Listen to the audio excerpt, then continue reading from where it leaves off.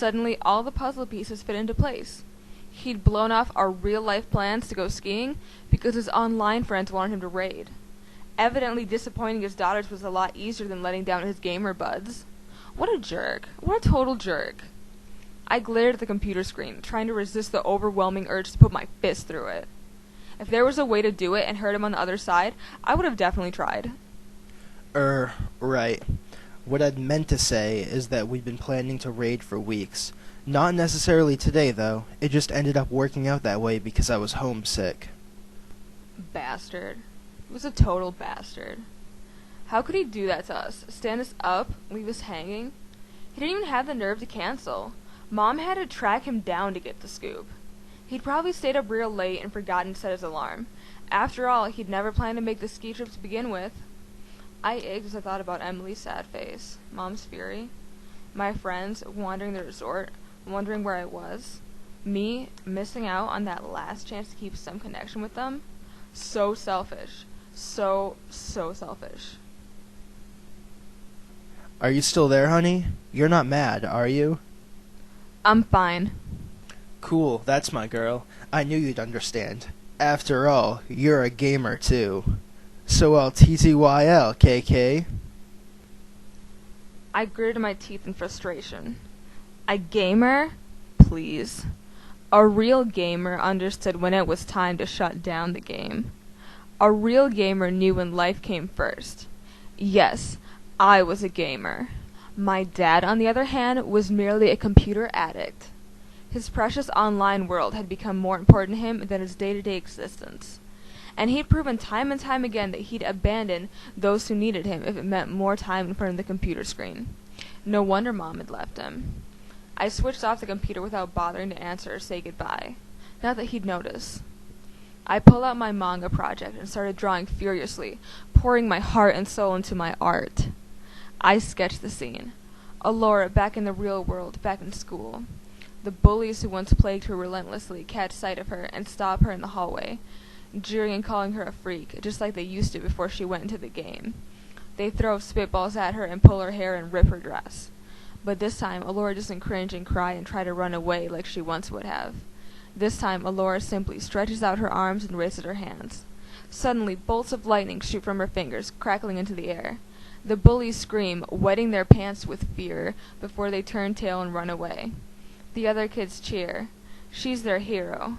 Alora nods smugly. She knows it's good to be a gamer girl. I smiled down at the drawing. My sad, helpless freak girl had put her newfound powers to use.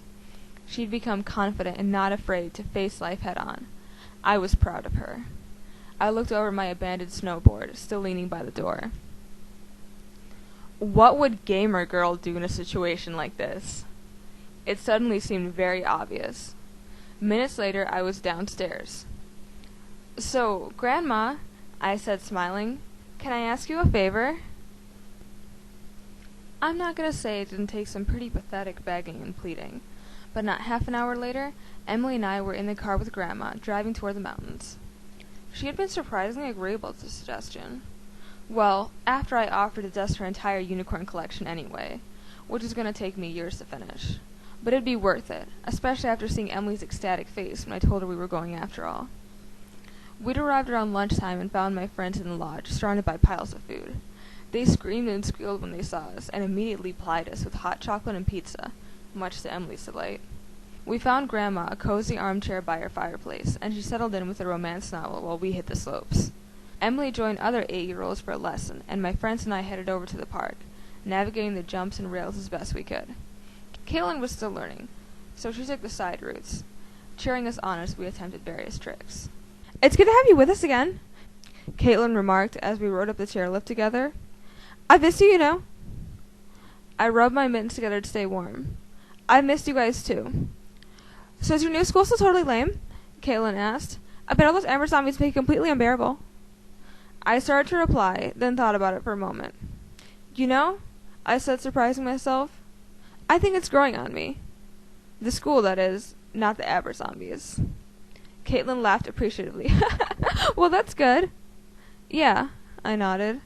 "I mean, it's not as good as Boston Academy by any means, but it's not all bad either.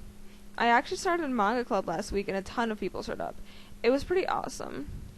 Really? Like we were doing before you left? Sort of. But this was an official school club, and I'm the club president. That's so cool! Caitlin squealed. I tried to get our club approved by BA after you left, but the principal totally denied us. He said we should start a Shakespeare club or something instead. I started laughing. Shakespeare club for real? Yeah, I couldn't make up something that lame if I tried. Caitlin shook her head mournfully. I'm totally jealous at your push, though. Yeah, it's pretty great, I agreed, thinking back to our first meeting. And it's got a lot of potential. We're even talking about a club trip to New York Comic Con. Wow, that'd be amazing, Caitlin said. I'm gonna have to stow away your luggage for that. She looked over at me and smiled. I'm so happy for you, Maddie. You seem much better to less, I don't know, emo or something? Yeah, I admitted. I guess I am. Mom had steaming bowls of clam chowder waiting for us when we got home.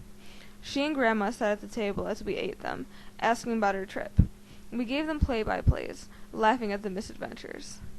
After dinner, I headed up to my room. I considered working more on my manga, but was too exhausted. I decided to sign on to Fields of Fantasy instead. As soon as I signed on, I got a whisper from Dad. Hey, sweetie. Good to see you back. I'm done raiding now if you want to go do something. I frowned. Now it was convenient for him, so I should just forgive and forget what happened earlier, right? Whatever. I ignored him and messaged Sir Leo instead. Greetings, Sir Leo. How dost thou fare this fine evening? Very well, milady. Even better since you are here. I sighed. The thrill I used to feel when he said such sweet things had totally evaporated.